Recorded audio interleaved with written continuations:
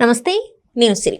YSR Congress party స్థాపించి నేటికి 15 సంవత్సరాలు పూర్తిగా వస్తుంది. అయితే ఈ 15 సంవత్సరాలలో వైఎస్ఆర్ కాంగ్రెస్ పార్టీ నేతలే కావచ్చు, అధినేతనే కావచ్చు, అసలు ఏం సాధించారు, ఏపీకి ఎలాంటి అభివృద్ధి తీసుకొచ్చారనే అంశం అయితే ఇప్పుడు చర్చనీయాంశమైంది. మరి ఇప్పటికీ కూడా ప్రజలు అంటే 5 సంవత్సరాలు ముఖ్యమంత్రి చేసిన తర్వాత ఇప్పుడైతే వాళ్ళు ఎలాంటి స్టేట్మెంట్ ఇచ్చారు, ఎలాంటి జడ్జిమెంట్ ఇచ్చారని మనం చూసాము. ఆయన ఇప్పటికీ కూడా 30 సంవత్సరాలు నేనే ఇంకా ముఖ్యమంత్రిని అవుతాను కూడా కొన్నిసార్లు జగన్మోహన్ రెడ్డి గారు మాట్లాడడం జరిగింది. సో దీని మీద మరి ఈ రోజైతే వాళ్ళు సెలబ్రేట్ చేసుకుంటున్నారు. సో మరి ఇంకా ప్రజలు నమ్మే అవకాశం ఉందా లేదా అనే అంశాన్ని మనకి వివరించడానికి మనతో పాటు ఉన్నారు Janasena official spokes person Srinivas గారు. నమస్కారం సార్. సరే, ఇప్పుడు చూస్తుంటే వైఎస్ఆర్ కాంగ్రెస్ పార్టీ పుట్టి స్థాపించి ఈ రోజుకి 15 సంవత్సరాలు అయింది. సో ఈ 15 సంవత్సరాలలో మరి ఏపీ ప్రజలకి ఈ పార్టీ చేసిన మేలేంటి, అసలు ఏం చేశారు ఏపీకి అనేది కూడా ఒక చర్చ నడుస్తుంది. సో అసలు వాళ్ళు కూడా వాళ్ళ పేపర్లలో చాలా వరకు చెప్పుకుంటున్నారు, మరో 30 సంవత్సరాలు మేము మేలుతాం, మళ్ళీ వచ్చేస్తాం 2.2 అని కూడా మాట్లాడుతున్నారు. సో దీని మీద మీ స్పందన ఏంటి సార్? శ్రీ వైఎస్ఆర్ కాంగ్రెస్ పార్టీ 14 సంవత్సరాలు కంప్లీట్ చేసుకుని 15 సంవత్సరాలకు అడుగుపెట్టింది. మేము కూడా ఆ పార్టీ వ్యవస్థాపక అధ్యక్షుడు శివకుమార్ గారికి ఈ సందర్భంగా శుభాకాంక్షలు తెలియజేస్తున్నాం. ఎందుకంటే వైఎస్ఆర్ కాంగ్రెస్ పార్టీ స్థాపించింది కె శివకుమార్ అన్న అతను స్థాపించాడు. గూగుల్లో కూడా అలాగే ఉందండి, వాళ్ళ పార్టీ వెబ్సైట్లో కూడా అలాగే ఉంది. నేను పొరపాటుగా ఏం చెప్పట్లా. చాలా మంది శివకుమార్ గారు కాదు, మా పార్టీ అధ్యక్షుడు జగన్మోహన్ రెడ్డి అంటే, కానీ పార్టీ ముందు పెట్టింది శివకుమార్ గారు అయితే ముందు ఆయన దగ్గర కొట్టేశారు.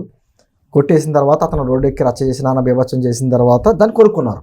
తర్వాత సైలెంట్ అయ్యాడు శివకుమార్ గారు. ఎందుకు సైలెంట్ అయ్యాడో, ఏంటో, ఏ లబ్ధి పొందాడో అనేది మనకు అనవసరం. ఒక రాజకీయ పార్టీగా ఏ రాజకీయ పార్టీకైనా కూడా ఒక సిద్ధాంతాలని కానీ విధానాలని కానీ కొన్ని ఉంటాయి. వైఎస్ఆర్ కాంగ్రెస్ పార్టీకి ఏముంది సిద్ధాంతం? ఎందుకంటే ఆ రోజున జగన్మోహన్ రెడ్డి గారు కూడా కాంగ్రెస్ పార్టీ సంబంధించినటువంటి వ్యక్తి. వాళ్ళ తండ్రి గారు కూడా రాజశేఖర రెడ్డి గారు, ఆయన బ్రతికున్నంత కాలం ఫస్ట్లో ఏదో వేరే కాంగ్రెస్ పార్టీలో ఉన్న దాదాపు 4 దశాబ్దాల పైన ఆయన కాంగ్రెస్ పార్టీ లీడర్గానే ఉన్నారు. ఆ పార్టీ ఇచ్చినటువంటి పదవితోటే ముఖ్యమంత్రి అయ్యారు. రెండోసారి కూడా ముఖ్యమంత్రి అయ్యారు. ఆకస్మిక మరణం చనిపోయారు. ఆయన చనిపోయిన తర్వాత అప్పటి వరకు కాంగ్రెస్ పార్టీ నాయకుడిగా ఉన్నటువంటి జగన్మోహన్ రెడ్డి గారు బయటకు వచ్చి తన తండ్రి స్థానంలో తనను ముఖ్యమంత్రి చేయాలనేటువంటి ఒక విధానంతో ఆ రోజు తండ్రి సేవను పక్కన పెట్టుకుని అప్పట్లో ఉన్నటువంటి ఎమ్మెల్యేలతో సంతకాల సేకరణ కూడా చేసిన విషయం మనందరికీ తెలిసిందే. దానికి అప్పటి కాంగ్రెస్ పార్టీ అధ్యక్షుడు సోనియా గాంధీ గారు ఒప్పుకోకపోవడం, ఈ విషయాలని మనకు తెలిసిందే. ఒప్పుకోకపోతే ఇతను బయటకు వచ్చి అప్పటి వరకు అప్పట్లో పెట్టుకున్నటువంటి వైఎస్ఆర్ కాంగ్రెస్ పార్టీని ఆయన కబ్జా చేసి తానే ఒక పార్టీ పెడుతున్నట్టుగా చేయడంతో అప్పటి వరకు అంటే రాష్ట్ర విభజన ఒకటి జరిగిన ఈ హడావుడి అంతా జరుగుతుంది కదా, దాంతో కాంగ్రెస్ పార్టీ అంటే ఆంధ్రప్రదేశ్లో ఒక విధమైనటువంటి తీవ్రమైనటువంటి వ్యతిరేకత వచ్చింది. కాంగ్రెస్ పార్టీ సంబంధించిన నాయకులందరూ కూడా వచ్చి ఇప్పుడు వైఎస్ఆర్ కాంగ్రెస్ పార్టీలో జాయిన్ అవడం జరిగింది. అందుకనే అంటారు కాంగ్రెస్ పార్టీని తల్లి కాంగ్రెస్ అంటారు, వైఎస్ఆర్ కాంగ్రెస్ పార్టీని పిల్ల కాంగ్రెస్ అంటారు.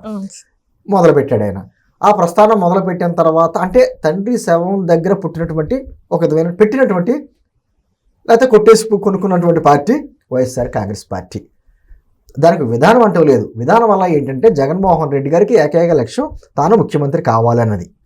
అయితే ఆ రోజున 2014లో అప్పుడు మా జనసేన పార్టీ కూడా 2014 మార్చి 14న పుట్టినటువంటి పార్టీ. తర్వాత 2-3 నెలలకి ఎలక్షన్స్ వచ్చినా మేము ఇంకా సంస్థాగతంగా బలపడలేదు.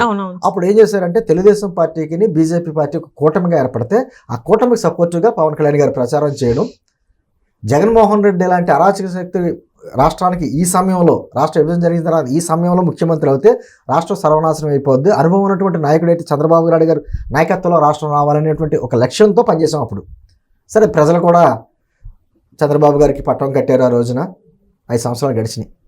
తర్వాత 2019లో ఎప్పుడైతే ఈ పార్టీల మధ్యన మళ్ళీ జనసేన పార్టీ విడిగాను, బీజేపీ వేరేగాను, తెలుగుదేశం వేరేగా ఈ పార్టీలన్నీ విడివిడిగా పోటీ చేయడం వలన ఏమైందంటే ఆ రోజున జగన్మోహన్ రెడ్డి గారు మళ్ళీ బయటకు వచ్చి ముద్దులు పెట్టుకుంటా ప్రజల్లో తిరుగుతా తలలను ఊరుతా నేను రాజశేఖర రెడ్డి బిడ్డని అదని ఇదని అనేక రకాలైన అబద్ధాలు చెప్పి లేకపోతే అబద్ధ హామీలు ఇచ్చి సాధ్యం కాని అలవకాని హామీలు ఇచ్చి రకరకాలైనటువంటి విధానాలతో ప్రజల్లోకి వెళ్ళాడు. సరే ప్రజలు కూడా ఏసీలో కూర్చోవలసిన వ్యక్తి రోడ్ల మీద తిరుగుతున్నాడు అనేటువంటి భావంతో అదే సందర్భంలో అతనితో పాటు అతని తల్లి అతని చెల్లి కూడా జగన్మోహన్ రెడ్డి గారికి ఒకసారి ఛాన్స్ ఇవ్వండి అనేటువంటి విధానంతో వాళ్ళ కిలోమీటర్లు పాపం షర్మిల గారు తిరిగారు. 3,500 పైన కిలోమీటర్స్ జగన్మోహన్ రెడ్డి కంటే ఎక్కువ తిరిగింది పాదయాత్ర. ఇవన్నీ చూసిన తర్వాత 2019లో అతను కలిసి వచ్చిన అంశం ఏంటంటే ఒకటి కోడికొత్తి అంశం ఒకటి, రెండవది ఏంటంటే బాబాయ్ హత్య.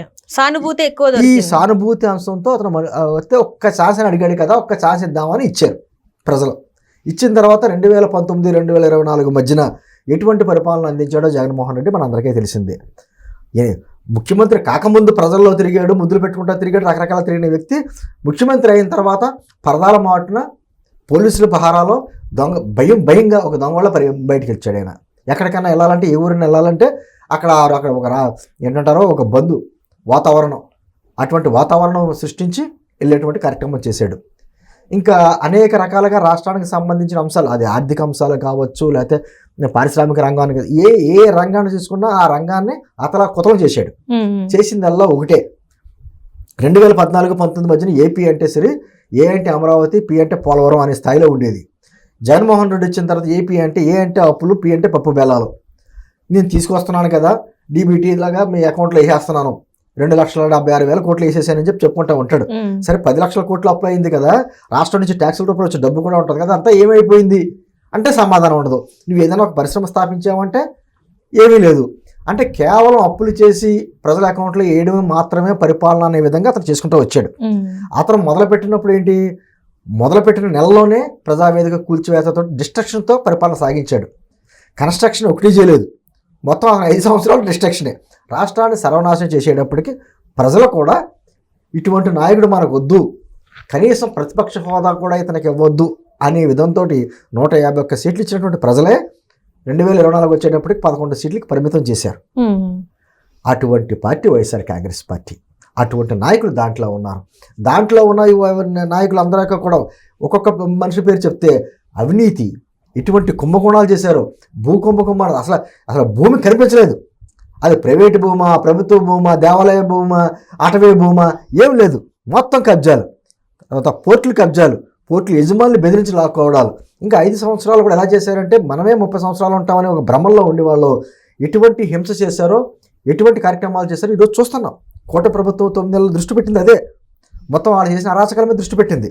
అంటే అదేంటి పరిపాలన చేసినటువంటి వ్యక్తులు ఈ రోజున అంటే జగన్ 2.0 వైఎస్ఆర్ కాంగ్రెస్ పార్టీ 2.0 పెట్టి రకరకాల కార్యక్రమాలు మళ్ళీ మనం వచ్చేస్తాం, కంగారు పడొద్దు అని చెప్తున్నారు.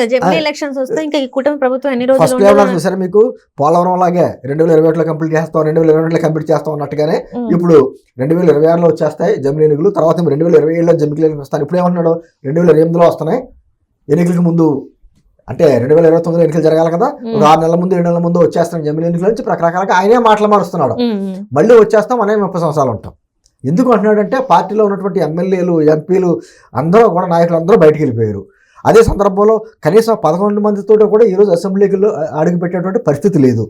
పాపం వాళ్ళ పార్టీలో ఎన్నుకున్నటువంటి కొత్తగా ఎమ్మెల్యేలు కూడా మా భవిష్యత్తును కూడా నా జగన్మోహన్ రెడ్డి నాశనం చేస్తాడనేటువంటి విధానం ఉంది. ఇటువంటి పరిస్థితుల్లో ఈ రోజున 15వ ఆవిర్భావ దినోత్సవం వాళ్ళు చేసుకుంటా మీరు చెప్తున్నట్టు మళ్ళీ 30 సంవత్సరాలు మళ్ళీ అధికారంలో వచ్చేస్తాం, ఇవన్నీ మాయమాటలు. అది ఒక రాజకీయ పార్టీ కాదు, అది ఒక ప్రైవేట్ లిమిటెడ్ కంపెనీ. అంటే ప్రజలు నమ్మే అవకాశం ఉందంటారా? ఎందుకు నమ్ముతారమ్మా? ప్రజలకు తెలియదు ఏం చేశారో. ఒక ఛాన్స్ ఇచ్చారు కదా, ఒక ఛాన్స్ ఇచ్చినప్పుడు 5 సంవత్సరాలు నువ్వు ఏం చేసావు? 5 సంవత్సరాలు చేసిన దాని మూలంగా కదా ప్రజలు భయపడే కదా నీకు ఓట్లు వేశారు, ఆ 11 స్థానాలకు పరిమితం చేశారు. మళ్ళీ ఎందుకు వేస్తారు? ప్రజలకు తెలియదు ఏం జరుగుతుంది, గతంలో ఏం జరిగింది, ఇప్పుడు ఏం జరుగుతుంది, ప్రజలు నిర్ణయించుకోలేరా? అంటే కేవలం పార్టీని కాపాడుకోవడానికి చెప్పేటువంటి అబద్ధాల్లో భాగమే ఈ 30 సంవత్సరాలు అంటాడు. ఈ రోజు ఏదో ఆవిర్భావ దినోత్సవం చేసుకుంటారు, కానీ అన్ని మాయమాటలు ఈ రోజుకి కూడా అబద్ధాలే. అంటే నాయకుల్ని వాళ్ళ కార్యకర్తలు కాపాడుకునే ప్రయత్నంలో భాగంలో ఉన్నాడు. అంటే ఆ పార్టీకి సిద్ధాంతాల విధానం, అది రాజకీయ పార్టీ కాదు, అది ఒక ప్రైవేట్ లిమిటెడ్ కంపెనీ. దానికి ఎండి ఎవరంటే జగన్మోహన్ రెడ్డి. సో బిజినెస్ చేస్తున్నారు అంతే. రాష్ట్రంతో గత 5 సంవత్సరాలు వ్యాపారం చేశాడు. ఇప్పుడు ఆడుదా ఆంధ్ర స్కామ్ వచ్చింది, రాష్ట్రంతో ఆడుకున్నారు 5 సంవత్సరాలను. ఒక్కొక్క నాయకుల మీద ఈ రోజు అవినీతి మీద చర్యలు జరుగుతున్నాయి, విచారణలు జరుగుతున్నాయి. అంటే జగన్ 1.0 అధికారం, జగన్ 2.0 కారాగారం జరగబోయేది అదే. Right thank you so much sir.